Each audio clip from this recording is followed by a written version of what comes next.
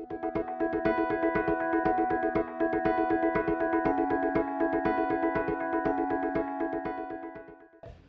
Students, আজকের এই ভিডিওটা মেইনলি যারা এই বছর ক্লাস 10 সিবিএসই বোর্ড এক্সাম দিচ্ছ তাদের জন্য। তো এই ভিডিওতে আমরা যেটা করতে চেষ্টা করছি সেটা হচ্ছে, সবারই তো মোটামুটি পড়া হয়ে গেছে আশা করা যায়, অল্প কদিন বাকি আছে। জাস্ট একবার ফাইনাল রিভিশনের সময় আমরা কোন কোন জিনিসের ওপর একটু এক্সট্রা স্ট্রেস দেব, পরীক্ষায় যাতে বেশি নম্বর আসে, ভালো নম্বর আসে, তার জন্য আমাদের এক্স্যাক্টলি কি কি টপিকের ওপর জোর দিতে হবে সেইটার জন্য আমাদের এই ভিডিওটা। তো এই ভিডিওতে আমি মেইনলি যেটা করতে চলেছি সেটা হচ্ছে, আমাদের যে এবছরের সিবিএসই স্যাম্পল কোশ্চেন পেপার, যেটা অনেকদিন আগে থেকেই আমাদের রয়েছে ওয়েবসাইটে, আমাদের অনেকেরই হয়তো করা হয়ে গেছে, সেইটা ধরে ধরে সেইটা থেকে কি কি ধরনের কোশ্চেনে আরো ওরা যেতে পারে, যে যে ধরনের কোশ্চেন আমরা এক্সপেক্ট করতে পারি, সেইগুলো নিয়ে আমরা একটু ডিসকাশন করব। ঠিক আছে, চলো তাহলে শুরু করে দেওয়া যাক। তো আমি এই ভিডিওতে শুধু ফিজিক্সের পোর্শনটুকু নিয়ে আলোচনা করছি। তো আমাদের প্রথম যেটা রয়েছে সেটা হচ্ছে, an object is placed in front of a convex mirror. In front of a convex mirror, its image is formed. তাহলে এই ক্ষেত্রে আমাদের যে কটা অপশন আছে, at a distance of equal to object distance in front of the mirror, না, কারণ সেটা রিয়েল ইমেজ হয়ে যাবে। এবং রিয়েল ইমেজ এইরকম কোথায় ফরমেশন হয়, এই যে একটা distance equal to the object distance কখন হবে, যদি আমার মিররটা কনকেভ হয় এবং অবজেক্টটা টুয়াইস এফ মানে রেডিয়াস অফ কার্ভেচারে, মানে সেন্টার অফ কার্ভেচারে বসানো থাকে, তাই তো? তাহলে এটা অপশন নয়, কারণ মিররটা কনকেভ না, কনভেক্স আছে। at twice the distance of the object in front of the mirror, twice the distance of object in front of the mirror, আবার in front বলছে, তার মানে রিয়েল ইমেজ। রিয়েল ইমেজের ক্ষেত্রে কনভেক্সে তো কোনো গল্পই নেই, আছে কোথায়? কনকেভে। এবার আরেকটা জিনিস চেক কর, এখানে বলেছে in front of the mirror ছাড়াও twice the distance। তো twice the distance of object এটা কখন সম্ভব? এটা যদি আমার between f and 2f object থাকে, মানে মিররটা হতে হবে কনকেভ এবং বিটুইন এফ অ্যান্ড 2f যদি আমার অবজেক্টটা থাকে, তাহলে আমার ইমেজ ডিসটেন্সটা will be greater than the object distance. তো এই এক্স্যাক্ট 2f এ মানে exactly double the object distance, এটা কখন হয়? তো ওটা জানবি, মনে রাখতে পারিস, যদি এরকম কোনো একটা জায়গায় অবজেক্ট থাকে which is at a distance of 3f/2, object distance যদি 3f/2 হয়, কনকেভ মিররের সামনে at 3f/2 তে যদি বসানো হয়, তাহলে দেখবি image will be formed at 3f, image will be formed at 3f, তার মানে অবজেক্ট ডিসটেন্সের ঠিক ডাবল। তো এটা কিভাবে করবি? এটা তোদের তো করার প্রসেস নিশ্চয়ই জানা আছে, মনে আছে যে প্রথমে আমরা মিরর ইকুয়েশন লিখব, তারপরে আমরা তার সাইন কনভেনশন ইউজ করব, তারপরে আমরা ডেটা পুট করব, তাহলেই আমরা পেয়ে যাব। তো এইটা একবার তোরা কিন্তু বাড়িতে অতি অবশ্যই করে রাখবি। মানে আমি বলতে চাইছি যে ওদের এই যে অপশনগুলো, don't consider this as options, consider this as probable answers. তো ওইগুলো দেখে কোশ্চেন কেমন হতে পারে। Half the distance of the object in front of the mirror, half the distance of object in front of the mirror, আবারও in front of the mirror আছে, মানে real image আছে। রিয়েল ইমেজ কোন mirror form করে? Concave mirror. এবার half the distance, তাহলে কি করবি এক্ষেত্রে? Just reverse order. Thrice F A যদি অবজেক্ট রাখিস, তাহলে ইমেজ ডিস্টেন্সটা কোথায় ফরমেশন হবে? ইমেজটা 3f/2 তে। তাহলে এই যে দুটো পজিশন তোরা দেখলি, এই যে দুটো পজিশন, একটা হচ্ছে 3f/2 আর একটা হচ্ছে 3f, এই দুটো পজিশনের ক্ষেত্রে প্লিজ মাথায় রাখ যে এই দুটো পজিশনের ক্ষেত্রে আমার 3f/2 তে অবজেক্ট থাকলে ইমেজ হবে 3f এ, 3f এ যদি অবজেক্ট থাকে ইমেজ হবে 3f/2 তে। তার মানে আমার রিয়েল ইমেজের ক্ষেত্রে এই দুটো পজিশন ম্যাগনিফিকেশন -2 বা ম্যাগনিফিকেশন -1/2 এর জন্য রিয়েলি ইম্পর্টেন্ট। নেক্সট কি আসছে?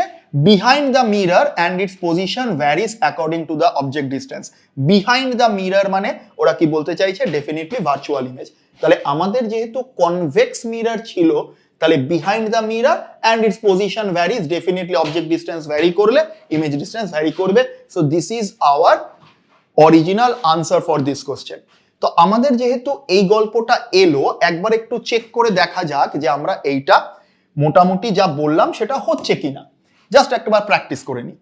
প্র্যাকটিস করতে গেলে এমনিতে মিরর ইকুয়েশন কি হয় বল, 1/v plus 1/u equals to 1/f. Now if we are putting proper sign convention, তাহলে সাইন কনভেনশন গুলো দেখ।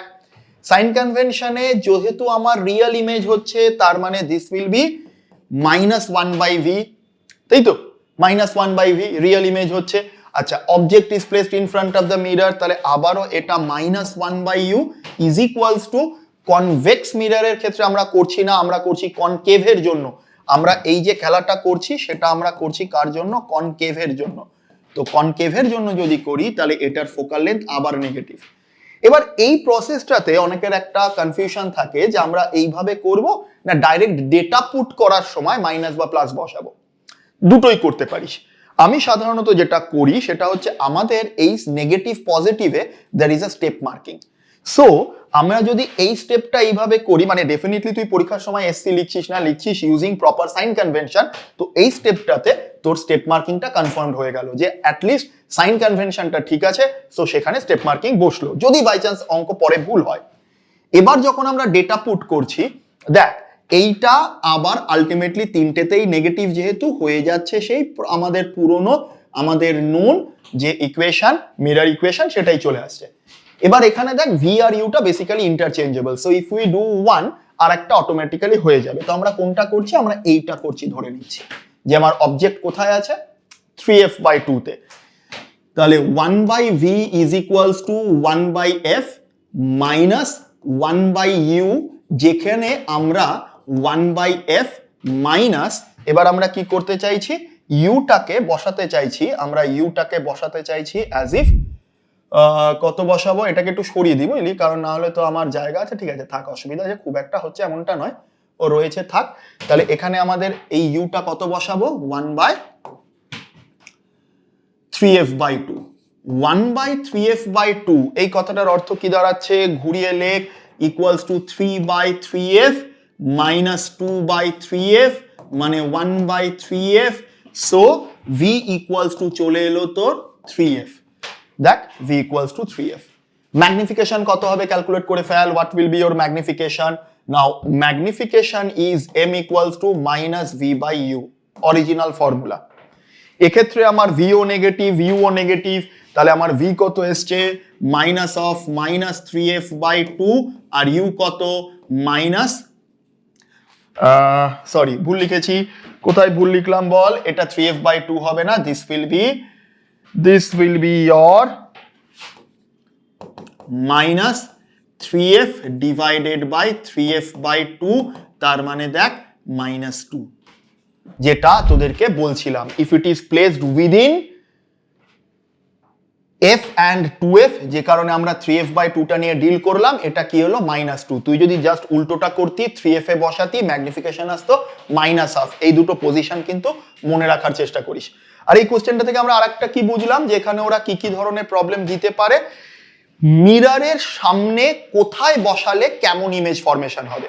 একবার ঝপ করে রিভিশন করে নিবি যে কোথায় বসালে কোথায় ইমেজ ফরমেশন হবে, এবং সেটা ম্যাগনিফাইড হবে না ডিমিনিশড হবে, এমটা নেগেটিভ হবে না পজিটিভ হবে, এবং আর কি তার সাইজটা কেমন হবে, মানে ম্যাগনিফিকেশনের ম্যাগনিটিউডটা, সাইনটা দুটো আলাদা করে ভাববি, এবং ইমেজ পজিশনগুলো। তাহলে একবার রিভিশন কর। কনভেক্স মিররের ক্ষেত্রে কি হবে? কনভেক্স মিররের ক্ষেত্রে অলওয়েজ ভার্চুয়াল, তার মানে ম্যাগনিফিকেশন পজিটিভ। কনভেক্স মিররের ক্ষেত্রে অলওয়েজ ডিমিনিশড, তার মানে ম্যাগনিফিকেশনের ম্যাগনিটিউড লেস দ্যান 1। আর কনকেভ মিররের ক্ষেত্রে if the object lies between focal length and the centre of the mirror, মানে এই জায়গায় পোল এইটুকুর মধ্যে যদি থাকে, between focus and pole of the mirror, তাহলে কি হবে? ভার্চুয়াল ইমেজ তৈরি হবে। তার মানে কোথায়? Behind the mirror. ম্যাগনিফিকেশনের সাইন কি হবে? পজিটিভ হবে। ম্যাগনিফিকেশনের ম্যাগনিটিউড কি হবে? It's always magnified, so magnification will be something greater than 1। আর যদি এফ ছাড়িয়ে বাইরে চলে আসি, এফ এ হলে কোথায় হবে? At infinity, it will B infinitely magnified. F ছাড়িয়ে যদি বাইরে আসি তাহলে কি হবে? এফ ছাড়িয়ে বাইরে আসতে থাকলে নতুন একটা আমরা বই থেকে যেটা জানি যে between F and 2f magnified image, magnification negative, beyond 2f image formation. নতুন তথ্য কি পেলাম? 3f/2 তে যদি থাকে image will be at 3f, magnification +2। Magnification plus 2 double the magnification, তাই তো? আচ্ছা, তাহলে এই পরে যখন 2f এ আসবো তখন কেমন হবে? 2f এ থাকলে যেটা হবে সেটা হচ্ছে গিয়ে আমার সেম পজিশন, ম্যাগনিফিকেশনের magnitude 1, sign minus, so magnification will be -1, image কোথায়? 2f এ। আর কি জানবো? 2f এর বাইরে গেলে it will be diminished, magnification negative, ম্যাগনিফিকেশনের ম্যাগনিটিউড লেসার দ্যান 1। নতুন যেটা পেলাম সেটা হচ্ছে এইটা 3f, 3f হলে কি হবে? 3f/2 তে ইমেজ ফরমেশন হবে, that is magnification will B -1/2, মনে থাকবে। আর অ্যাট ইনফিনিটি হলে কোথায় যাচ্ছে? At focus. তার মানে আমাদের পজিশন, ম্যাগনিফিকেশনের ম্যাগনিটিউড এবং সাইন, এই পার্টটা প্রত্যেকটার জন্য একবার করে মনে রাখতে হবে, কারণ এখান থেকে কোশ্চেন হওয়ার সম্ভাবনা দেখা যাচ্ছে। তারপরে কোশ্চেন বলছে when light enters the atmosphere it strikes on extremely fine particles which deflect the rays of light in all possible direction, this is due to কিসের জন্য হয় বল?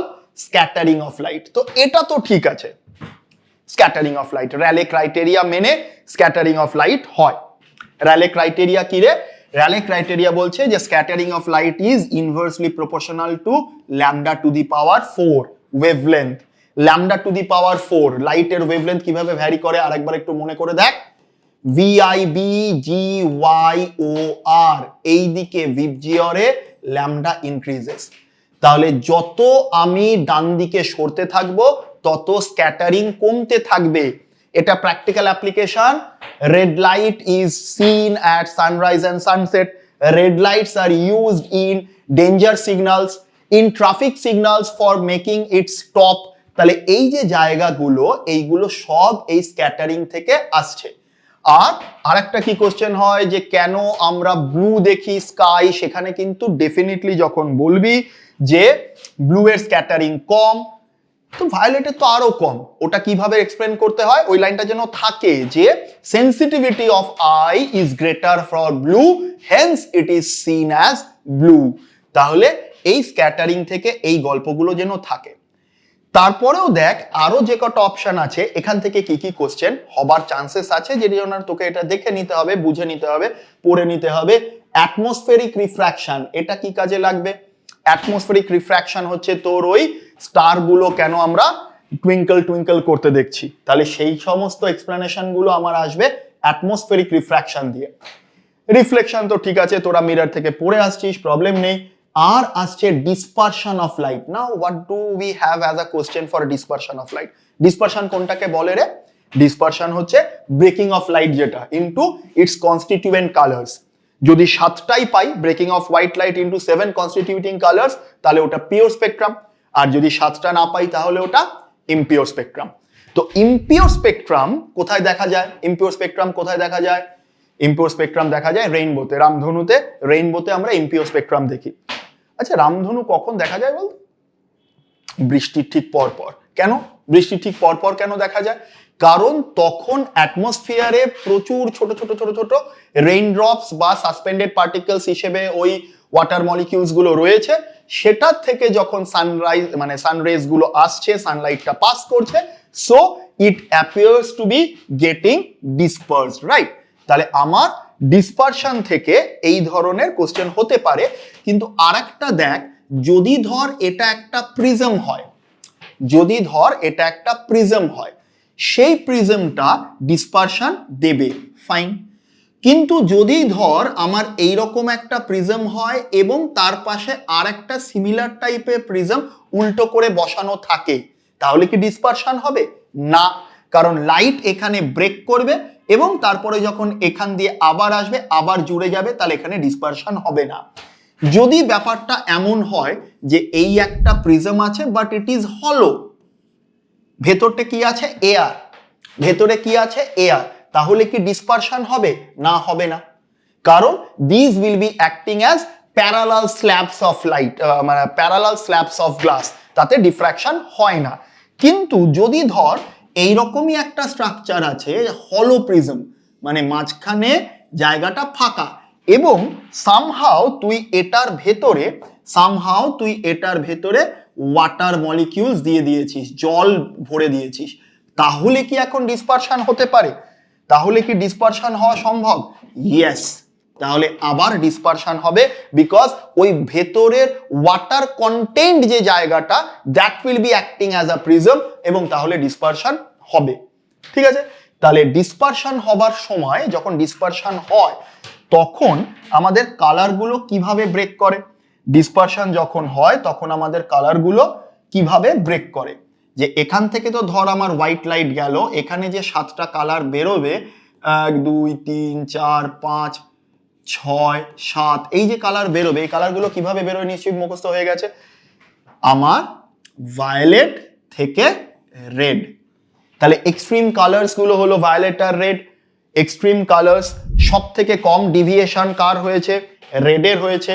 সব থেকে বেশি ডিভিয়েশন কার হয়েছে, ভায়োলেটের হয়েছে। প্রশ্ন হচ্ছে কেন? Why does dispersion occurs in a prism? কেন হয়? একবার রিভাইজ কর, কেন হয়? Because velocity of light is different for different colors while passing through a medium. Velocity of light is different for different colors while passing through a medium. তাই তো, প্রত্যেকটার আলাদা আলাদা ভেলোসিটি হয়ে যাচ্ছে। তো প্রশ্ন হচ্ছে স্যার সেটা তো গ্লাস ল্যাবেও হবে, মিডিয়াম থাকলেই গল্পটা হবে। কেন এটা হবে? কারণ মিউ বলে যে গল্পটা আছে, রিফ্র্যাক্টিভ ইন্ডেক্স, সেটা ইনভার্সলি প্রপোর্শনাল টু ল্যামডা হয়। যদিও এটা কারেক্ট রিলেশন নয়, তোরা ক্লাস 12-এ গিয়ে কচিজ রিলেশন বলে আরেকটা পড়বি, সেখানে কারেক্ট রিলেশনটা দেখতে পাবি, mu equals to a plus b by lambda square. মানে বেসিক্যালি গ্রাফটা যেটা হয়, ল্যামডা আর মিউ এর যে গ্রাফটা, সেটা অনেকটা এই রকম হয়, মানে ল্যামডা বাড়লে মিউ কমবে। সো আমরা আপাতত ক্লাস 10-এর জন্য কি করি, শর্টকাটে মোটামুটি মনে রাখার চেষ্টা করি যে mu is inversely proportional to lambda.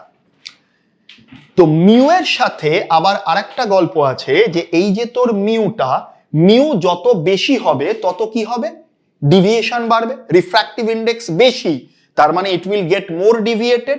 তাহলে যার ল্যামডা কম তার মিউ বেশি, তার মানে তার ডিভিয়েশন বেশি। ল্যামডা লোয়েস্ট কার, ভায়োলেটের। ভায়োলেটের ল্যামডা কম, তাই মিউ বেশি, তাই ওর deviation maximum. So violet is getting most deviated, red is getting least deviated, তাই তো?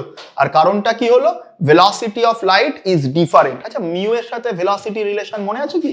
মিউ এর সাথে velocity রিলেশন কি ছিল? Mu equals to c by v। Theta কি? এটা হচ্ছে velocity of light in কোথায়, vacuum. velocity of light in vacuum, আর এটা in medium, এটা ইন মিডিয়াম। এবার একটা জিনিস প্লিজ মাথায় রাখিস, এখানে একটা ছোট্ট জিনিস মাথায় রাখার মতন ব্যাপার আছে। আমরা এয়ার এর জন্যও কিন্তু মিউ ইকুয়ালস টু 1 ধরি, মানে আমরা ধরে নিই যে এই সিটা আর ভিটা ইন এয়ার সেম। কিন্তু প্র্যাকটিক্যালি চিন্তা কর, এয়ারে আর ভ্যাকুয়ামের মধ্যে কি কোনো পার্থক্য নেই? ডেফিনেটলি আছে। তাহলে কিন্তু সি আর ভি অরিজিনালি সেম নয়, it is assumed to be same, তাই mu is assumed to be 1। বোঝা গেল? Mu is assumed to be 1। তাহলে এইটা হচ্ছে গিয়ে তোর মুদ্রা বিষয়, যে আমরা 1 ধরছি, কিন্তু এয়ারের এক্স্যাক্টলি 1 নাও হতে পারে, আর মিউ এর সাথে ভিটা এইভাবে রিলেটেড। সো মিউ যদি চেঞ্জ করে, ভিটা চেঞ্জ করবে। সেই কারণেই আমরা বলছি, since light travels with different velocity within a medium, এবং ডিফারেন্ট পাথ ওদেরকে ট্রাভেল করতে হচ্ছে, hence they get differently deviated and hence we get a dispersion. বোঝা গেল? তাহলে 7টা কালারে ভেঙে যাওয়ার সময় violet highest deviated, red lowest deviated. তাহলে যদিও কোশ্চেনটা ছিল হচ্ছে স্ক্যাটারিং এর ওপর, তারপরেও আমরা এইখানে সুন্দর করে দেখে নেব যে কোন কোন ফেনোমেনন গুলোকে আমরা অ্যাটমসফেরিক রিফ্র্যাকশন দিয়ে এক্সপ্লেন করতে পারছি, কোনগুলোকে আমরা স্ক্যাটারিং দিয়ে এক্সপ্লেন করতে পারছি, এবং কোনগুলোকে আমরা ডিসপারশন দিয়ে এক্সপ্লেন করতে পারছি। এবারে চলে আয় অ্যাসারশন রিজনিং। দেখ, অ্যাসারশন রিজনিংটা আমাদের অনেক সময় কনফিউশনের সৃষ্টি করে, কিন্তু স্যাম্পল কোশ্চেনে যেমন দিয়েছে, তো একেবারে বাচ্চা কোশ্চেন দিয়ে দিয়েছে, খুব একটা জটিল কিছু করেনি। কিন্তু অ্যাসারশন রিজনিং কিন্তু অনেক সময়তেই একটু বিটকেলে হয়। So take your time to read the assertion reasoning. বহু সময় বাচ্চারা কিন্তু অ্যাসারশন রিজনিং এ ফর নাথিং ভুল করে বাড়ি চলে আসে, এটা একটু খেয়াল রাখতে হবে। A compass needle is placed near a current carrying wire. The deflection of the compass needle decreases when the magnitude of current in the wire is increased. একদম ভুল কথা হয়ে গেল না? আর যদি মনে না পড়ে, কনফিউজড হয়ে যাস, তাহলে আরেকবার একটু রিভিশন। এই যে আমার একটা ওয়্যার আছে, এই ওয়্যারের ভেতর দিয়ে যদি কারেন্ট যায়, তাহলে কোনো একটা জায়গায় ম্যাগনেটিক ফিল্ডের স্ট্রেংথ কেমন হবে সেটা আমাদের বইতে ওরা থিওরিটিক্যালি বোঝাচ্ছে, আমরাও সেইভাবেই ম্যাক্সিমাম জন পড়েছি। কিন্তু যদি আমাদেরকে দেখতে হয় তাহলে জিনিসটা এরকম একটা হয়, μ0/4π টুয়াইস I/R।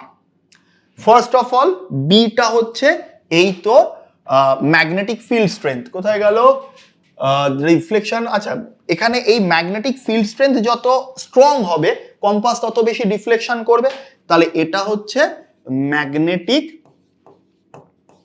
ফিল্ডের strength. Magnetic field strength, magnetic field strength. এই পার্টটা কি? এই পার্টটা একটা কনস্ট্যান্ট, এটা এই মুহূর্তে মাথায় না নিলেও চলবে। তাহলে বেসিক্যালি আমাদের কি মনে রাখতে হবে?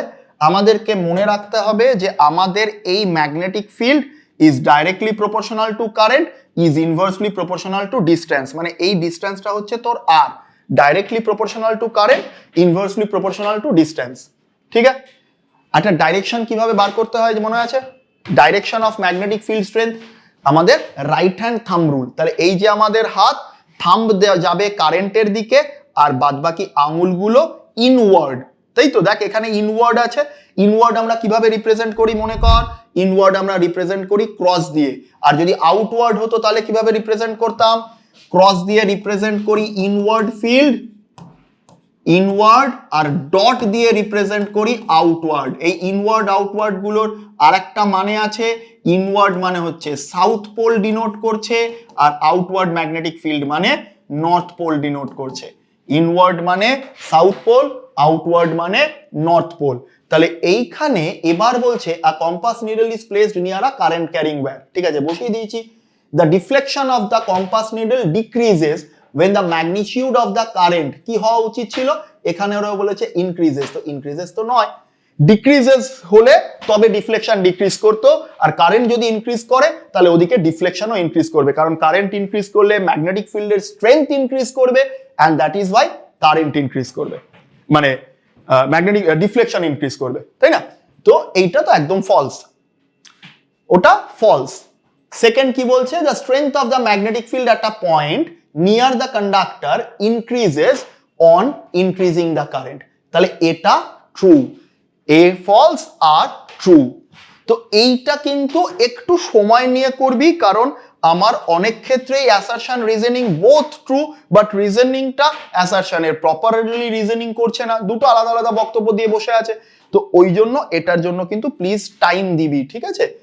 তো এইটা তো আমাদের এখান থেকে আর কি করার আছে? তাহলে আমরা বুঝলাম কারেন্টের সাথে ডাইরেক্টলি প্রপোর্শনাল, ডিস্টেন্সের সাথে ইনভার্সলি প্রপোর্শনাল, ফিল্ড স্ট্রেংথ বাড়লে ডিফ্লেকশন বাড়বে। রাইট হ্যান্ড থাম্ব রুল দিয়ে আমরা ডিটারমাইন করব হচ্ছে গিয়ে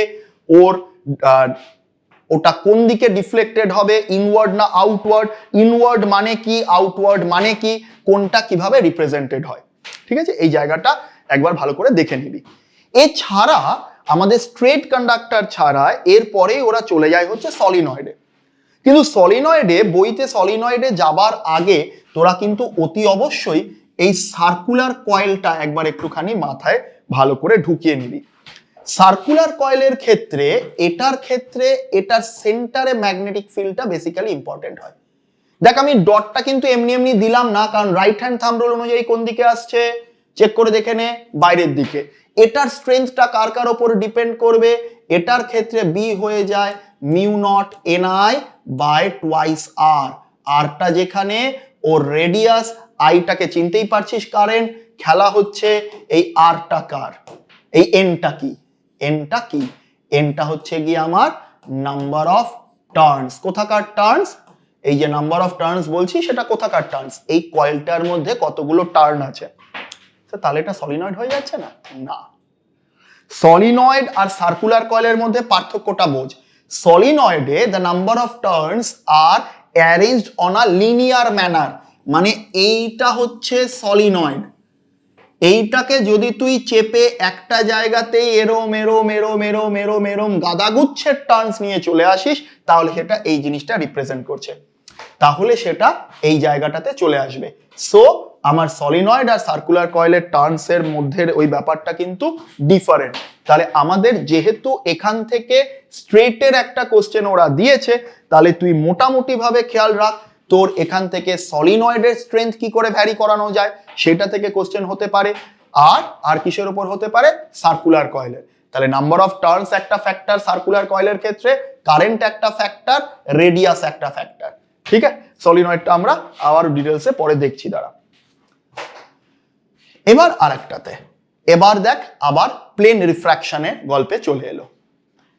The refractive indices of three media are given below: 1.6, 1.8, 1.5. সব থেকে ডেন্স তাহলে কোনটা? Definitely B. সব থেকে রেয়ার তাহলে কোনটা? Definitely C. এটা মাঝামাঝি আছে। A ray of light is traveling from A to B, another is traveling from B to C. মানে এটা যদি তোর মিডিয়াম একটা সেপারেশন হয়, A থেকে B তে যাচ্ছে একজন, ধর এটা নর্মাল, আর একজন যাচ্ছে B থেকে C তে, এটা ধর নর্মাল। এর রিফ্র্যাক্টিভ ইন্ডেক্স কত আছে? 1.6, B এর রিফ্র্যাক্টিভ ইন্ডেক্স আছে 1.8, B এর রিফ্র্যাক্টিভ ইন্ডেক্স 1.8, C এর রিফ্র্যাক্টিভ ইন্ডেক্স 1.5। চলো এবার দেখি লাইট কি করছে, একজন নাকি এখান থেকে ওখানে যাচ্ছে, সে সেখান থেকে সেখানে যাচ্ছে, দেখি কি হয়। তাহলে এইটা যদি লাইট হয়, তাহলে এই লাইটটা এলো, আসার পর দেখ রিফ্র্যাক্টিভ ইন্ডেক্স কি হয়েছে, বেড়ে গেছে, তাহলে ও কোন দিকে যাবে? Towards the normal. It will bend towards the normal. তোরা এটা জানিস, এইটা টুয়ার্ডস দ্য নর্মাল বেন্ড করলো। আর সেম ভাবে এখান থেকে যদি একটা লাইট আসে, যেহেতু এটা rare medium, it will move away from the normal, তাই না? এগুলো তো আমরা জানি, এগুলোতে কোনো সমস্যা নেই। এবার দেখি ওরা কি জানতে চাইছে। In which of the two cases the refracted ray bends towards the normal? তোর অলরেডি করা হয়ে গেছে। In the first case from A to B. In which case does the speed of light increases in the second medium? এইবারে check কর, এইখানে mu এর proper ডেফিনেশনটা একটুখানি দেখ। মিউ মানেটা রিফ্র্যাক্টিভ ইন্ডেক্স। ধরে নে এইটা তোর মিডিয়াম 1, এইটা তোর মিডিয়াম 2। এই রিফ্র্যাক্টিভ ইন্ডেক্সটা আমরা যখন বলি, আমরা কতগুলো জিনিসের টার্মসে বলতে পারি, চেক কর। ধর এটা এইভাবে যাচ্ছে, এই অ্যাঙ্গেলটা হচ্ছে θ1, এই অ্যাঙ্গেলটা হচ্ছে θ2। θ1 বড় না θ2 বড়, সেটা কেস টু কেস ভ্যারি করবে। আমরা মিউ ইকুয়ালস টু যখন বলছি, এখন আমার লাইটটা কোত্থেকে কোথায় গেছে? 1 থেকে 2। আমি কখনো এইটা ভাবার চেষ্টা করছি না যে এটা ডেন্সার টু রেয়ার গেছে না রেয়ার টু ডেন্সার গেছে, আমরা শুধু ভাবছি মিডিয়াম 1 থেকে মিডিয়াম 2 তে গেছে।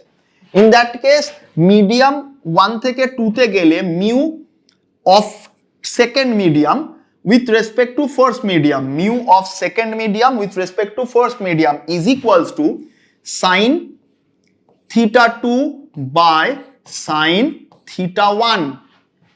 In terms of sin, second medium এর অ্যাঙ্গেলের সাইন ডিভাইডেড বাই ফার্স্ট মিডিয়ামের অ্যাঙ্গেলের সাইন ইজ ইকুয়ালস টু, এবার এখানে কিন্তু খেলা চেঞ্জ হবে।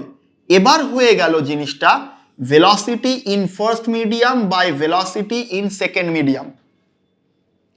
আচ্ছা, mu of 2 with respect to 1, এখানে একটা ছোট্ট গন্ডগোল লিখেছি, সেইটা একটু ঠিক করে দিই দাঁড়া।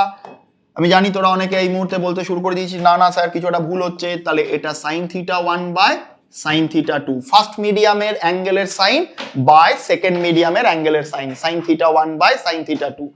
ভেলোসিটির টার্মসে বলতে গেলে velocity in first medium by velocity in second medium. ওয়েভলেন্থের টার্মসে বলতে গেলে lambda 1 by lambda 2, wavelength in first medium by wavelength in second medium. এটা কেন হলো? কারণ আমরা জানি ভি ইকুয়ালস টু কি হয়, V equals to N into lambda. এনটা কি? ফ্রিকোয়েন্সি, ল্যামডাটা কি? ওয়েভলেন্থ।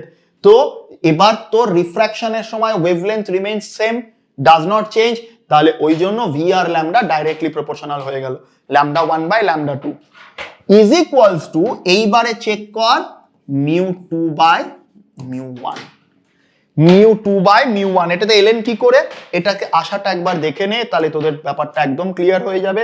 এদের আসার ব্যাপারটা এইখান থেকে দেখ, এইখান থেকে নামছি আমরা, দুদিকে এই একটা সি দিয়ে মাল্টিপ্লাই করলাম, CV1 by CV2 is equals to, check কর, সি বাই V2, আর এইখানে V1টাকে তলায় নামিয়ে নিয়ে চলে আয়, সি বাই V1।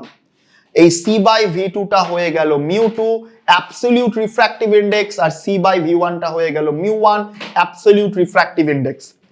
তো চেক করে দেখ, লাইট যখন ফার্স্ট মিডিয়াম থেকে সেকেন্ড মিডিয়ামে যাচ্ছে তখন যদি সাইন অফ অ্যাঙ্গেলের টার্মসে বলি তাহলে first medium by second medium, যদি আমরা ভেলোসিটি অফ লাইটের টার্মসে বলি তাহলে first medium by second medium, যদি আমরা ওয়েভলেন্থের টার্মসে বলি তাহলে first medium by second medium, যদি আমরা অ্যাবসলিউট রিফ্র্যাক্টিভ ইনডেক্সের টার্মসে বলি তাহলে second medium by first medium.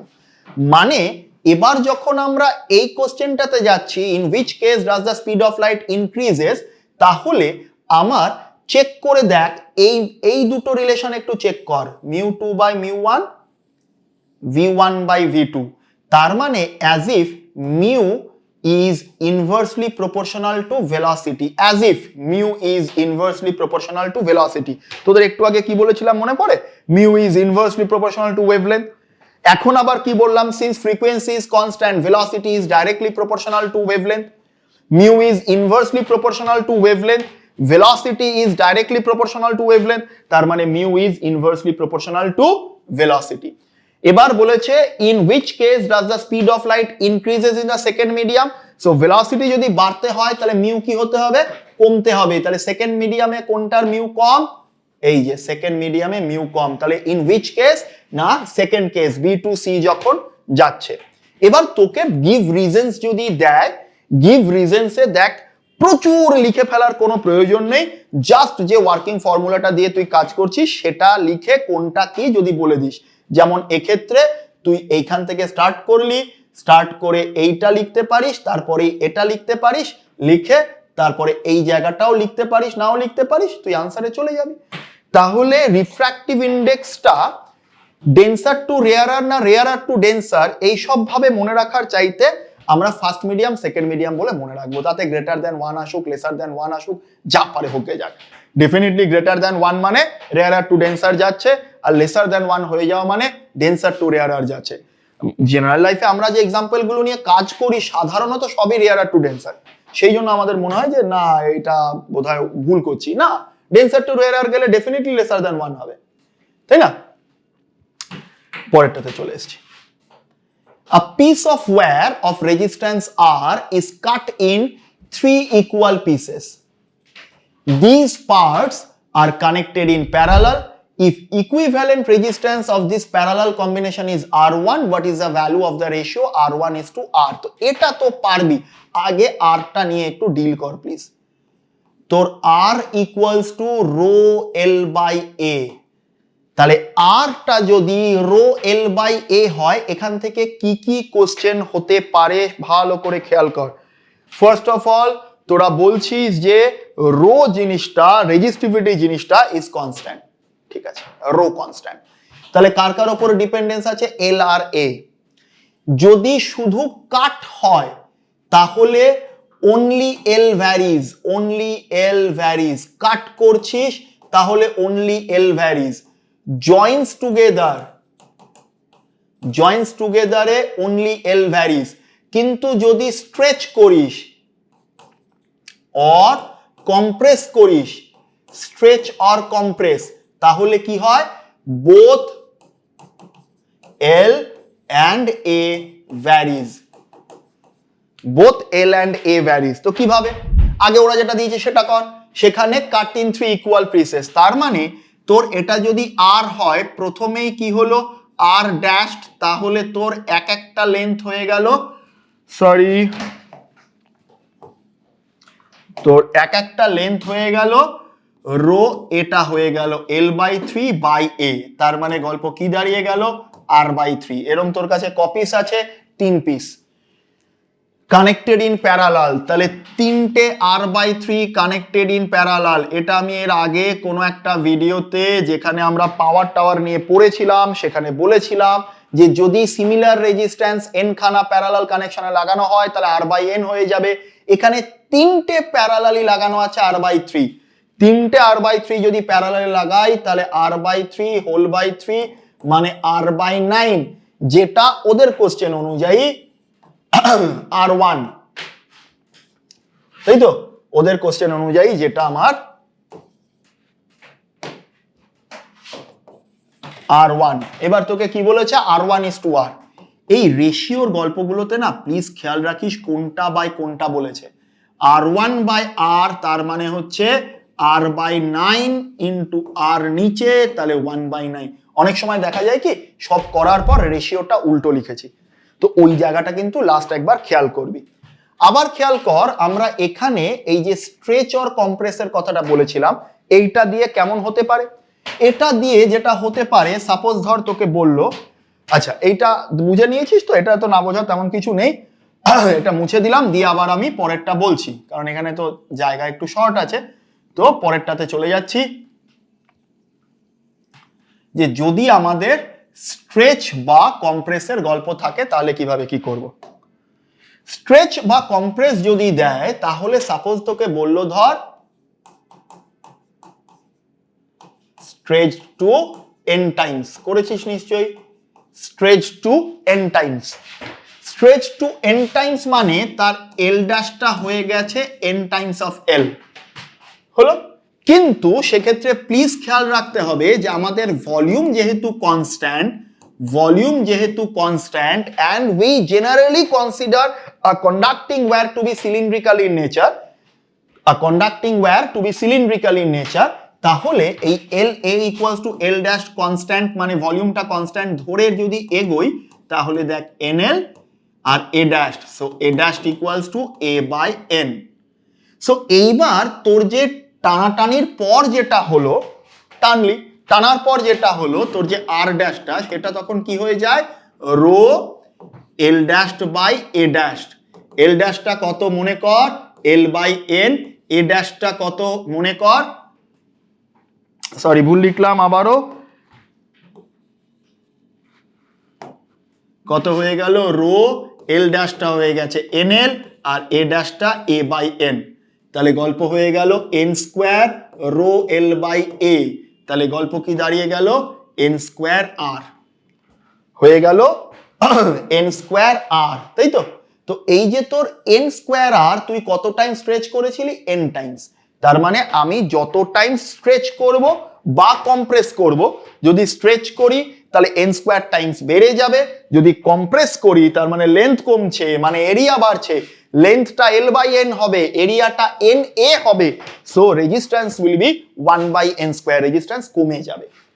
এদের আরেকটা প্যাটার্নের অঙ্ক হয় যেটা দিতেই পারে তোকে, সেটা হচ্ছে বলা হয় ডাবল ডন ইটসেলফ, ট্রিপল ডন ইটসেলফ, এই ধরনের কিছু টার্মস থাকে, ডাবল ডন ইটসেলফ বা ট্রিপল ডন ইটসেলফ। তো তার মানেটা কি, যদি তোকে এরকম একটা ওয়্যার দিয়ে বলে যে ট্রিপলড অন ইটসেলফ, কি বলবে, ট্রিপলড অন ইটসেলফ, তার মানেটা কি, এই ওয়্যারটার যে তিনটে ইকুয়াল পার্টে যদি ডিভাইড করি তারপরে তাকে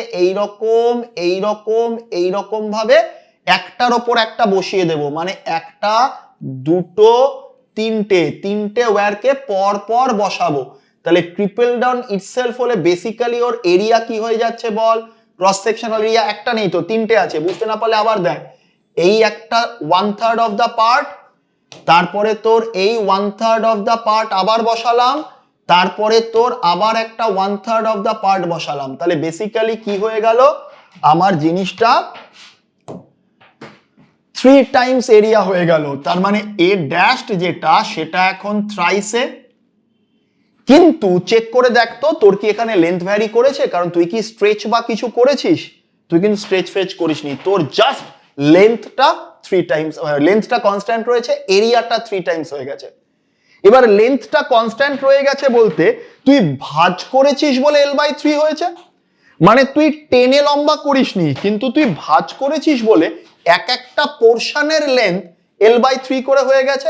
তাহলে আমরা যদি একটা পোর্শন ভাবি তাহলে L/3, প্রত্যেকটার লেন্থ L/3 আর টোটালটার এরিয়া ধরলে থ্রাইসে, তার মানে রেজিস্ট্যান্স এখন R dash equals to rho, resistivity পাল্টাচ্ছে না, লেন্থটা কত হয়ে গেছে বললাম L/3, কারণ 3 ভাগ করেছি, ডাবল ডাউন ইটসেলফ হলে L/2 হতো, আর এরিয়াটা কি হয়ে গেছে, যেহেতু পরপর তিনটে আছে তাহলে থ্রাইসে হয়ে গেছে, তাহলে রো L/9A, তার মানে R/9, তুই কি করেছিলি, ট্রিপলড অন ইটসেলফ হয়ে গেল কত r/9 তাহলে n ফোল্ড করলে কি হবে n ফোল্ড যদি n ফোল্ড করিস n folded on itself n folded on itself কি হয়ে যাবে বল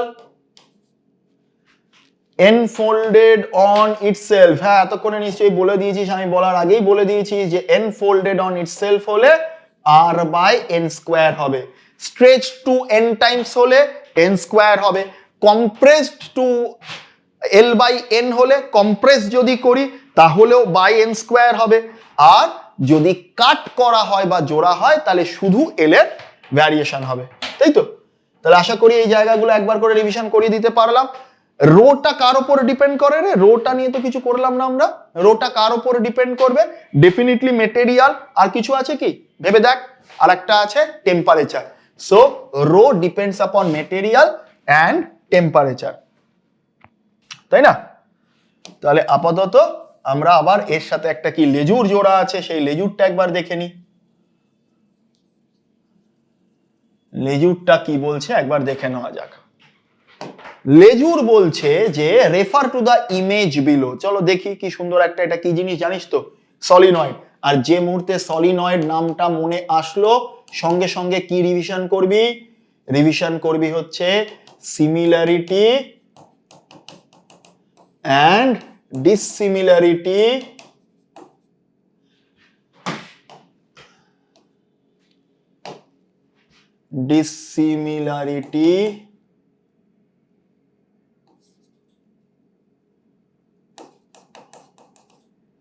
with bar magnet similarity and dissimilarity with bar magnet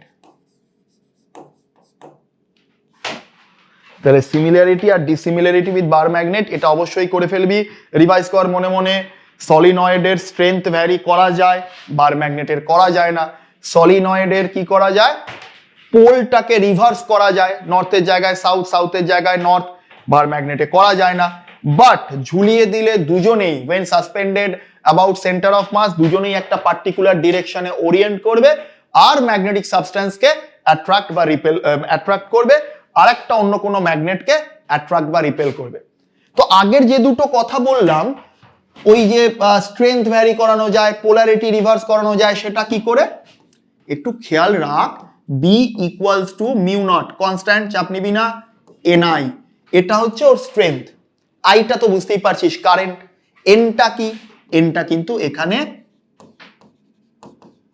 number of turns per unit length number of turns per unit length length এর মানে যতটা length হবে per unit লেন্থে কতগুলো turns আছে so if there is 10 turns ধর এরকম 10 খানা turns আছে কতগুলো আছে আমি আর গুনি নি ধর সেটা 5 সেন্টিমিটার জুড়ে আছে 5 সেন্টিমিটার জুড়ে আছে তাহলে তোর ছোট n হচ্ছে 10 ডিভাইডেড বাই 5 সেন্টিমিটার তার মানে এটা অরিজিনালি কত এখানে তুই 20 দিয়ে মাল্টিপ্লাই কর নিচেরটা 100 উপরেরটা কত হয়ে যাচ্ছে 200 তার মানে 200 টার্নস পার মিটার সো যদি আমি এইটাকে চেঞ্জ করি একটু কম্প্রেস করে দিলাম একটু ইলংগেট করে দিলাম তাহলে কোন জায়গাটা চেঞ্জ হচ্ছে রে লেন্থের পোরশনটা কিন্তু নাম্বার অফ টার্নস সেম থাকছে তাহলে আমি ওটাকে ইলংগেট বা কম্প্রেস যদি করি তাহলে স্ট্রেংথ ভ্যারি করবে ইলংগেট করলে কি হবে ঝপ করে ভাব ইলংগেট করলে লেন্থ বেড়ে যাবে number of turns per unit length কমে যাবে তার মানে বি কমে যাবে যদি আমি ওটাকে কম্প্রেস করি লেন্থ কমে যাবে number of turns per unit length বেড়ে যাবে তার মানে বি কি হবে বেড়ে যাবে তাহলে নাম্বার অফ টার্নস ভ্যারি করিয়ে বি ভ্যারি করানো যায় আবার চলে আয় কারেন্ট যদি ভ্যারি করাস তাহলে ডেফিনেটলি বি ভ্যারি করবে পোলারিটি কি করে অল্টার করবি যদি পোলারিটি অফ দা ব্যাটারিকে উল্টে দেওয়া যায় কারেন্টটাকে যদি উল্টো দিকে পাঠানো যায় তাহলে চেঞ্জ করবে আচ্ছা সলিনয়েডকে যদি এরকম একটা সলিনয়েড আছে কটা দিলাম 1 2 3 4 5 6 ধর 6টা আছে টার্নস এটাকে যদি কাট করা হয় মাঝখান থেকে মাঝখান থেকে কাট করলে আমার ছিল 6টা, ধর সাপোজ 2 সেন্টিমিটারে, তাহলে number of turns per unit centimetre কত ছিল? 3। এবার যদি তুই কাট করিস তাহলে নাম্বার অফ টার্নস কত হয়ে যাবে? 3। কাট করলে লেন্থ কত হয়ে গেল? 1 সেন্টিমিটার। তাহলে চেক কর আবারও number of turns per unit centimetre কত আছে? 3। তাহলে তুই যদি কাট করিস বা সিমিলার কোনো number of turns per unit লেন্থওয়ালা সলিনয়েড ওর সাথে জুড়িস, তাহলে বেসিক্যালি তোর ছোট এনটা ভ্যারি করছে না, so B will also not vary. B কখন ভ্যারি করবে? যদি তুই ওটাকে ইলংগেট বা কম্প্রেস করিস। ঠিক আছে, তাহলে এবারে সব মুছে দেখি কোশ্চেনটা কি বলছে। সেটা আমাদের পড়া হয়নি এখনো, আমরা একটু রিভিশন করে নিচ্ছিলাম। এবার একটু কোশ্চেনটা পড়ি, দেখি আমাদের তো মোটামুটি মনে থাকার কথা, সবই আমাদের করা হয়ে গেছে, আর একবার একটু দেখে নি। কি বলেছে? Refer to the image below and state how the magnetic field pattern indicates region where the magnetic field is stronger outside the magnet. তাহলে আউটসাইড দ্য ম্যাগনেটে দেখ স্ট্রেংথ বেশি না কম, সেটা এই ম্যাগনেটিক ফিল্ড লাইন্স থেকে কি করে বুঝবো? যেখানটা বেশি কাছাকাছি আছে, অরিজিনালি ম্যাগনেটিক ফিল্ডের না, মানে ফিল্ড স্ট্রেংথের একটা অল্টারনেটিভ ডেফিনেশন হচ্ছে তোর magnetic lines of force per unit area. Magnetic lines of force per unit area, তো যেখানে পার ইউনিট এরিয়ার বেশি লাইন আছে, মানে একদম কাছাকাছি আছে, সেই জায়গাগুলোতে আমরা বলবো ম্যাগনেটিক ফিল্ড স্ট্রং। তাহলে সেই জায়গা কোন জায়গা? দেখ, নিয়ার দ্য এন্ডস। যত এন্ড থেকে দূরে গেছিস তত তোর কি হয়ে গেছে? ফিল্ড স্ট্রেংথ কমে গেছে। তাহলে রেফার টু দ্য ইমেজ করার পর state how the magnetic field pattern indicates region where the magnetic field is stronger outside the magnet near the ends. আর একদম ওর যে মাঝখানের জায়গাটা, সেখানে কি আছে? ফিল্ড স্ট্রেংথ কম আছে, কারণ দেখ অনেক ছড়িয়ে গেছে। What happens to the magnetic field when the current in the circuit is reversed? তুই জেনে গেছিস the magnetic fields কি হবে? জাস্ট পোলারিটিটা আবার রিভার্স হয়ে যাবে, ম্যাগনেটিক ফিল্ডের পোলারিটি গেটস রিভার্স। তো আমরা তো এই ব্যাপারটা মোটামুটি একটা আইডিয়া আমাদের আছে, চাপ নেই। Explain why the refractive index, পরেরটাতে এসছে, explain why the refractive index of any material with respect to air is always greater than 1. দেখ এটা আমরা অলরেডি একবার তো ডিসকাশন করলাম। কি করলাম ব্যাপারটা? যে অলওয়েজ গ্রেটার দ্যান 1। কেন? কারণ এটা বলার সময় তুই আবারও চলে আসবি mu equals to C by V বলে, velocity of light is lesser in any medium than air, ওই বক্তব্যটা আবার একবার ঠুসে দিবি। সুতরাং mu is always greater than 1। তো এটার মধ্যে কোনো মানে জটিলতা কিছু নেই। এই মিউ সি ভি নিয়ে কিন্তু আমরা একটু আগে একবার রিভাইজ করেছি, দরকার হলে আরেকবার পিছিয়ে গিয়ে দেখে নিবি। In the figure below a ray of light travels from air into the semicircular plastic block. Give a reason why the ray does not deviate at the semicircular boundary of the ওইটা। কেন করেনি রে? তোরা কি ভেবেছিলি? মানে তোরা তো করেছিস নিশ্চয়ই, কি ভেবেছিলি বল? বেসিক্যালি ও যখন যাচ্ছে, এটা যেহেতু কার্ভ সারফেস, তাহলে আমরা তো সারফেস বলতে সবসময় স্ট্রেট পড়েছি। কার্ভ কি করে করব? First of all we will consider a tangent. এখানে একটা ট্যানজেন্ট। এবার দেখ আমার আর কার্ভের গল্প নেই, এবার আমাদের স্ট্রেট লাইনের গল্প আছে। তাহলে স্ট্রেট লাইনের গল্পেতে আমরা এখন যদি এখানে একটা নর্মাল ড্র করি, একটা নর্মাল, সমস্যা হচ্ছে এ এখন নর্মাল বরাবর যাচ্ছে। So if the light ray gets incident normally, normal incidence যদি হয়, নর্মাল ইনসিডেন্স, দুটো টার্মিনোলজি মনে রাখবি, একটাকে হচ্ছে আমরা বলি নর্মাল ইনসিডেন্স, আর একটাকে আমরা বলি grazing incidence. Normal incidence, grazing incidence, এইটার ক্ষেত্রে i ইকুয়ালস টু 0 ডিগ্রি, এটার ক্ষেত্রে i ইকুয়ালস টু 90 ডিগ্রি। তো নর্মাল ইনসিডেন্স যদি হয় তাহলে গল্পটা কি হয়? Mu equals to sine i by sine r। তো i যদি 0 হয় তাহলে সাইন 0 বাই সাইন r, তো 0 বাই r 0, মানে মিউ ইকুয়ালস টু 0। এটা কি হলো? এটা হলো তার কারণ নর্মাল ইনসিডেন্সে রিফ্র্যাকশন হয় না, নর্মাল ইনসিডেন্সে কোনো রিফ্র্যাকশন বা ডিভিয়েশন হয় না, ও ডাইরেক্ট স্ট্রেট ঢুকবে। ডাইরেক্ট যদি স্ট্রেট ঢুকলো, তারপরে এইখান থেকে যখন ও বেরোচ্ছে, এটা তো straight line path. Complete the রে ডায়াগ্রাম। লাইট রে কামস আউট, তো ঠিক আছে এটা 40 ডিগ্রি আছে, এটা কি আছে বল, এটা নর্মাল 90 ডিগ্রি আছে, তাহলে এখান থেকে যখন বেরোবে ডেফিনেটলি এটা রেয়ারার ধরবো, তাহলে away from the normal bend করে যাবে, আঁকাটা এমন ভাবে আঁকবো যাতে করে অ্যাঙ্গেলটা বেশি থাকে। আমার প্রশ্ন সেটা নয়। ধর সাপোজ এইবার বলে দিল এটা রিফ্র্যাক্টিভ ইন্ডেক্স √2 বলা আছে, কার, এই সেমি সার্কুলারের গল্পটা রিফ্র্যাক্টিভ ইন্ডেক্স কত বলা আছে, √2 বলে দিয়েছে। তো যদি বলে দিয়ে থাকে এরপরে ধর এই অ্যাঙ্গেলটাকে 40 ডিগ্রি না বলে এই অ্যাঙ্গেলটাকে ধর তোকে বলে দিল 45 ডিগ্রি, তাহলে এবার তুই কি করবি? যখন রিফ্র্যাক্টিভ ইন্ডেক্স দেওয়া নেই তখন কোনো ঝামেলা নেই, যদি এইরকম একটা উৎপটাং ভ্যালু দেয়, তাহলে কি করব? নর্মাল সিনারিও বেরিয়ে চলে যাবে, চাপ নেই, একটু অন্য জিনিস ভেবে দেখা যাক কি হতে পারে যদি এইরকম দেয়। তাহলে এবার তোর অ্যাঙ্গেল অফ ইনসিডেন্স কত? অ্যাঙ্গেল অফ ইনসিডেন্স হচ্ছে 45 ডিগ্রি। অ্যাঙ্গেল অফ রিফ্র্যাকশন কত আমরা জানি না, বার করব। তোর ফার্স্ট মিডিয়াম যেটা, মানে এটা আমার কাছে অ্যাজ ইফ θ1, এটা এই মুহূর্তে আমার কাছে θ2। তোর ফার্স্ট মিডিয়াম মানে যে মিডিয়াম থেকে ও যাচ্ছে সেটা কে আছে, সেটা হচ্ছে তোর এই সেমি সার্কুলার ব্লক, তার রিফ্র্যাক্টিভ ইন্ডেক্স কত দিয়েছে, √2। বাইরে কিছু বলা নেই মানে আমরা কি কনসিডার করছি, এআর, তার রিফ্র্যাক্টিভ ইন্ডেক্স কত, 1। তাহলে এইমাত্র আমরা কি বললাম, এইমাত্র আমরা যেটা বলেছি সেটা হচ্ছে, দাঁড়া এই জায়গাটা একটুখানি পরিষ্কার পরিচ্ছন্ন করে নি তারপরে বলছি।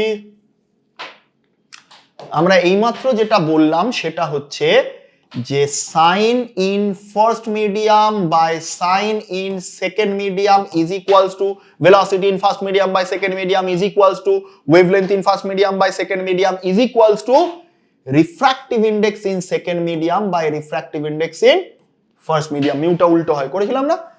তাহলে এখন হচ্ছে তোর sin 45 by sin r is equals to μ2 কত 1 আর এইটা কত μ1 টা কত দেওয়া আছে √2। তাহলে এইবারে sin 45 মানে কত হয়, sin 45 মানে হয় 1/√2, তোদের জানা আছে। সঙ্গে করে sin r নিচে পড়ে আছে ইজ ইকুয়ালস টু 1/√2। কি বুঝলি, √2 দিক থেকে ক্যান্সেল করে গেল, sin r ইকুয়ালস টু 1, তার মানে r ইকুয়ালস টু 90 ডিগ্রি।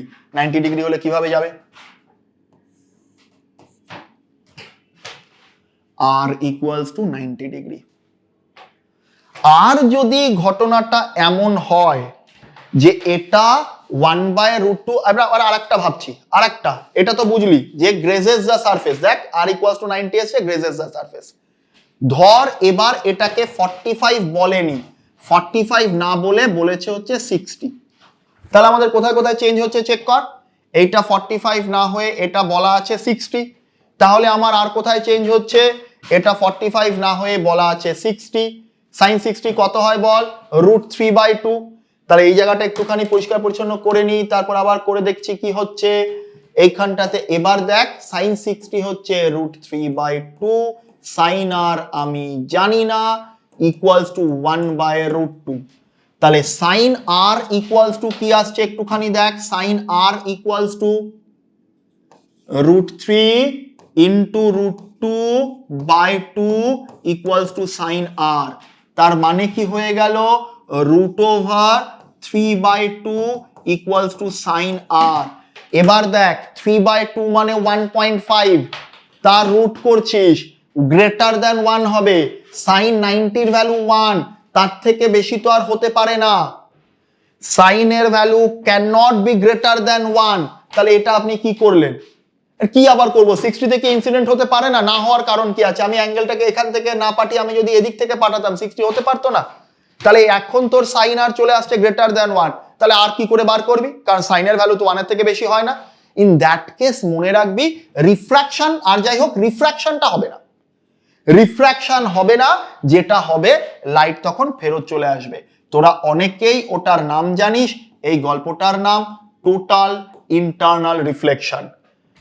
যদিও তোর সিলেবাসে এক্সপ্লিসিটলি মেনশন নেই, তবু ওই যে গ্রেটার দ্যান 1 হচ্ছে রিফ্র্যাকশন ডাজ নট অকার, এইটুকু কিন্তু তোর কাছ থেকে জানতে চাইতেই পারে যে রিফ্র্যাকশন ডাজ নট অকার এই গল্পটা। ঠিক আছে, এইটা দরকার হলে আবার পিছিয়ে নিয়ে গিয়ে আরেকবার ভালো করে দেখে ব্যাপারটা রেডি করে নিবি। state the law that explains heating effect of current with respect to properties in an electric circuit. তো Joule's heating effect, I square RT. Joule's heating effect. Joule's heating effect is really very important. Joule's heating effect থেকে এককারী অঙ্ক দেবে পাওয়ারের উপর base করে, heating এর উপর base করে, ঠিক আছে?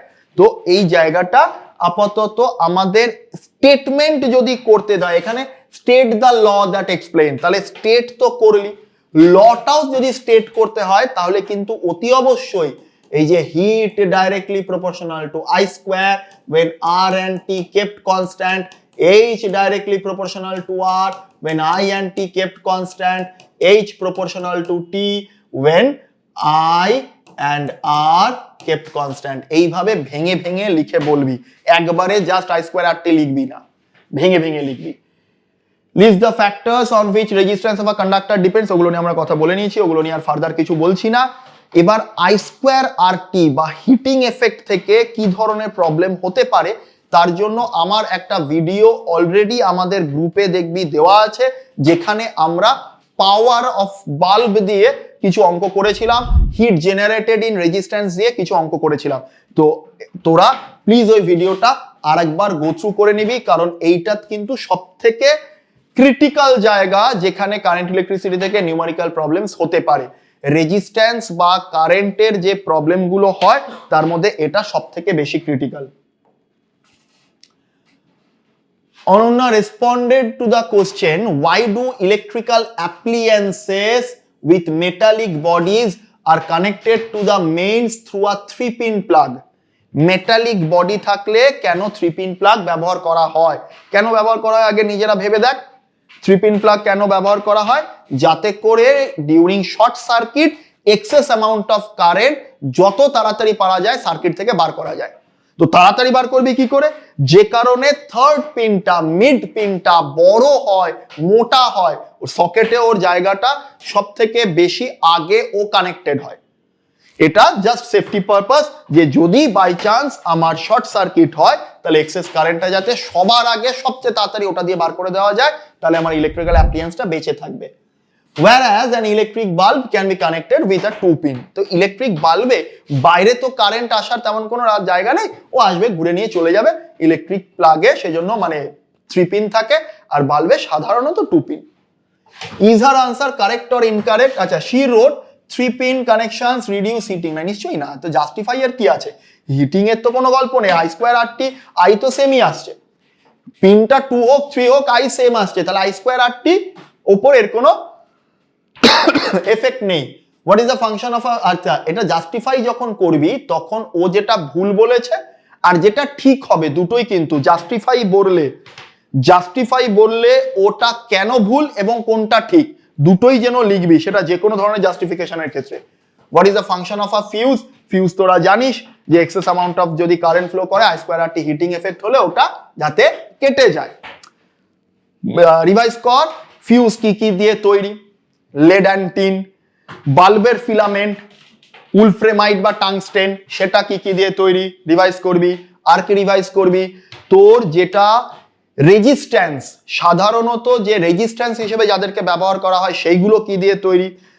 হিটিং কয়েল, নাইক্রোম, যেটা নাইক্রোমে নামের মধ্যেই আছে, নিকেল অ্যান্ড ক্রোমিয়াম, তাহলে কোনটা কি দিয়ে তৈরি এই চারটা আরেকবার রিভাইজ করে নিবি। লাইভ ওয়্যারের কথা যখন আসছে ডেফিনেটলি একটা সার্কিট ডায়াগ্রাম করে রাখবি যেখানে ইলেকট্রিক্যাল অ্যাপ্লিয়েন্স গুলো কিভাবে কানেক্টেড হচ্ছে সেইটা তোরা শো করতে পারিস।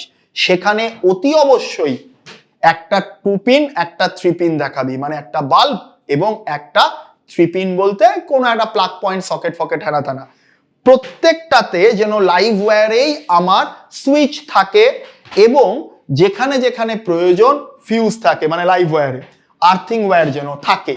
এগুলো কিন্তু তোর পয়েন্টস যেগুলো দেখে তোকে নম্বরটা দেবে। আঁকাটা তুই পেন্সিলে করছিস না পেনে করছিস, দাগ একটু বেঁকে গেল কিনা ওইগুলো কেউ দেখতে যায় না, এই পয়েন্টসের ওপর নম্বর হয়। আচ্ছা, আর এটা ফিউজ ওয়্যারের আরেকটা কন্ডিশন কি হতে হয় বল? লো মেল্টিং পয়েন্ট, তাই তো? তাড়াতাড়ি গলতে হবে তো, অনন্তকাল ধরে যাচ্ছে গলছে না তাহলে তো লাভ নেই। Low melting point, high resistance. High resistance হলে I square RT heating effect বেশি হবে, হিটিং এফেক্ট বেশি, লো মেল্টিং পয়েন্ট টক করে কেটে যাবে, মানে আমার ঘরের সার্কিটটা বেঁচে যাবে। হ্যাঁ ডেফিনেটলি ওইখানে 5 অ্যাম্পিয়ার ফিউজ লাগাবো না 10 অ্যাম্পিয়ার ফিউজ লাগাবো, সেই ধরনের একটা অঙ্ক কিন্তু ইম্পর্টেন্ট হয়।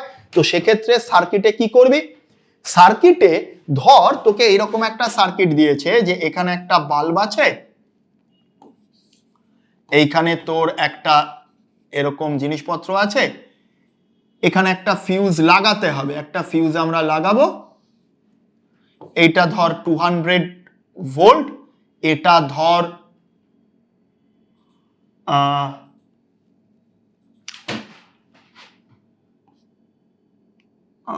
50 ওহমের একটা বাল্ব, আর এটা ধর 50 ওহমের একটা রেজিস্ট্যান্স।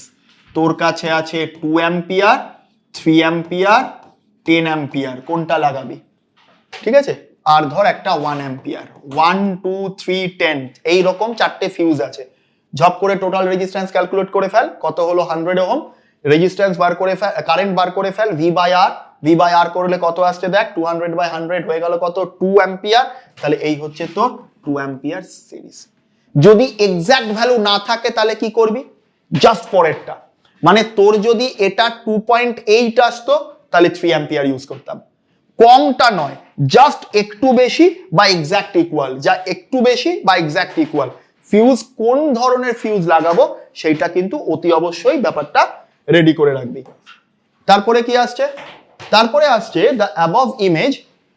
এইখানে দেখ এইটা, এই ধরনের জিনিস কিন্তু আমরা সবাই নিশ্চয়ই প্র্যাকটিস করেছি। ডায়াগ্রাম, ডায়াগ্রাম কিন্তু একটা আসবেই। ডায়াগ্রাম বলতে সাধারণত মিরর ক্ষেত্রে কনকেভ মিরর, লেন্সের ক্ষেত্রে কনভেক্স লেন্স, এটাই সাধারণত দেয়, রিয়েল ইমেজটাই ওরা বেশি আঁকতে দেয়। তাহলে রিয়েল ইমেজ কোথায় কোথায় হয় সেগুলো আমরা আগেই একবার ডিসকাস করেছি, ওগুলো ডায়াগ্রামগুলো ভালো করে আঁকবি। আঁকার সময় অতি অবশ্যই রে মেনশন করবি, অ্যারো না দিলে কিন্তু কেলেঙ্কারি কাণ্ড হয়ে যাবে। এফ টুয়াইস এফ মেনশন করবি। অনেক সময় আমরা দেখি যে এইখানটাতে এরকম জায়গায় বাচ্চারা আর লিখে চলে আসছে, আর লেখা যাবে না, কারণ আরটা রেডিয়াস অফ কার্ভেচার, সে কথা ঠিক, কিন্তু twice F equals to R, twice F equals to R এটা মিররের জন্য ভ্যালিড, এর জন্য নয়। এটার ক্ষেত্রে এই যে লাইনটা লিখছিলাম এটা ভুল।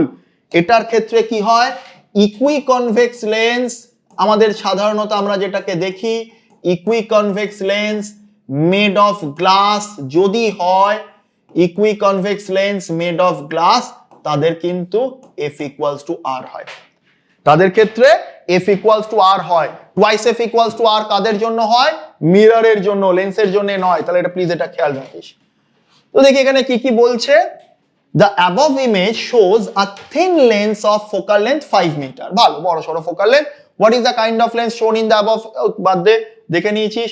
if a real inverted image is to be formed by this lens at a distance of 7 meter, মানে এটা কি দিয়ে দিল, v from the optical center, তার মানে vটা পজিটিভ না নেগেটিভ, ডেফিনেটলি নেগেটিভ, তাই কি না, ভুল লিখেছি, চেক কর। নেগেটিভ হবে কিনা সেটা জানার মতন জায়গায় কোথায় যাব, রিয়েল ইনভার্টেড। মিররে রিয়েল ইনভার্টেড ইমেজ সামনে প্রডিউসড হয়, তাই ভি নেগেটিভ হয়। লেন্সে রিয়েল ইনভার্টেড ইমেজ পেছনে প্রডিউসড হয়, তার মানে এক্ষেত্রে কি হয়ে যাবে, এটা ভিটা পজিটিভ। মিররে কি হয়, সামনে রিয়েল ইনভার্টেড ইমেজ, তাই জন্য ওটা নেগেটিভ, এক্ষেত্রে ভি ইজ পজিটিভ। আচ্ছা দিয়ে দিয়েছে, তার আগে দেখ ফোকাল লেন্থ 5 মিটার বলা আছে, দেন show with calculation where should the object be placed, where should the object be placed। এবার আবারও এইটা করার দুটো রাস্তা, এক, তুই ইউটাকে শুরু থেকে নেগেটিভ ধরবি, কারণ সামনে বসাতে হবে, তুইও জানিস আমিও জানি। নেগেটিভ বসিয়ে সাইন কনভেনশনে নেগেটিভ ইউজ করে you will find the value of U and say যে এত meter in front of the lens, অথবা ইউটাকে পজিটিভ ধরে ফুল ক্যালকুলেশন করবি, your answer will be negative and hence you will say that এটা সামনে তৈরি হবে। সেটা ডিপেন্ড করছে, তোর যেটা ভালো লাগে তুই সেটাই করতে পারিস, দুটোর মধ্যে কোথাও কোনো সমস্যা নেই। মানে লেন্স ইকুয়েশন ইউজ করবি 1/v minus 1/u equals to 1/f। তারপরে কি করবি, তারপরে তুই যেটা করবি সেটা হচ্ছে sign convention use, 1/v, v positive ধরে নিয়েছিস, ইউটাকে আমি নেগেটিভ ধরে নিলাম। ফোকাল লেন্থ কনভেক্স লেন্সের ক্ষেত্রে পজিটিভ হয়, তাহলে 1/u equals to 1/f minus 1/v, তার মানে হচ্ছে 1/5 মাইনাস 1/7, তার মানে 7/35 minus 5/35, 2/35, so u equals to 35/2, 35/2 মানে ওই যাও 17.5, তাহলে কোথায় বসাবি 17.5 metre in front of the lens. Draw a neatly level diagram of the image formed in mentioned. এটা যাটাও পেরে যাবে, ডায়াগ্রাম একটা আসবেই, সুতরাং ডায়াগ্রাম প্র্যাকটিস করতে হবে, ঠিক আছে? আচ্ছা, 10 centimetre long pencil is placed at 5 centimetre in front of a কি দিল কনকেভ মিরর, তাহলে mirror equation 1/v plus 1/u তে যাবে, তাই তো? কি মিরর? কনকেভ, কনকেভে ইন 5 সেন্টিমিটার, তাহলে এই 5টা u এবং নেগেটিভ, তাই তো? 5টা u এবং নেগেটিভ। কি বলে দিয়েছে? Radius of curvature of 40 centimetre, এই মাত্র বলছিলাম রেডিয়াস অফ কার্ভেচার 40 সেন্টিমিটার মানে ফোকাল লেন্থ কত? Twice f equals to r, তাই তো? তাহলে f equals to r/2, radius of curvature 40 মানে ফোকাল লেন্থ কত? f ইকুয়ালস টু 20, পজিটিভ নিবি না নেগেটিভ নিবি? কনকেভ মিরর আছে, ডেফিনেটলি স্যার কনকেভ, নেগেটিভ নেব। আর কি বলে দিয়েছে? অবজেক্ট u, ইউটা কত নেব? ইউটা -5, তাহলে f জানি u জানি, ঝপ করে চেক করে দেখতো ইউটা লেসার দ্যান f আছে না? তাহলে অবজেক্ট কোথায় আছে? উইদিন ফোকাস আছে। অবজেক্ট উইদিন ফোকাস থাকলে ইমেজ কেমন তৈরি হবে? ভার্চুয়াল। ভার্চুয়াল তৈরি হলে কোথায় হবে? In front of the mirror না behind the mirror? Behind the mirror. Behind the mirror হলে ভি কি হবে? পজিটিভ হবে। তাহলে এক্ষেত্রে তুই সাইন কনভেনশনে বসা আর না বসা ভি পজিটিভ হয়েই লাস্টে আনসারে আসবে, এন্ড তারপরে তুই ওটাকে এক্সপ্লানেশন দিবি যে আমার যেহেতু এটা আউটসাইড, সরি, যেহেতু এটা behind the mirror, v is considered to be positive, v is positive, অথবা উল্টোটা since v is positive is outside behind the mirror, যেটা তোর করতে ভালো লাগে, ঠিক আছে? তাহলে কি কি করতে হবে? প্রথমে মিরর ইকুয়েশন, তারপরে sign convention, and then we will find out v. এবার v বার করার পর a 10 centimetre pencil is placed 5 centimetre concave mirror having radius of curvature এত আছে, তারপরে কি করতে হবে সেটা লেখা নেই, হয়তো ইমেজের সাইজ বার করতে হবে। তাহলে ইমেজের সাইজ বার করতে গেলে আমাদের কি করার কথা? ইমেজের সাইজ বার করতে গেলে প্রথমে ম্যাগনিফিকেশন, ফর্মুলা কি? -v/u।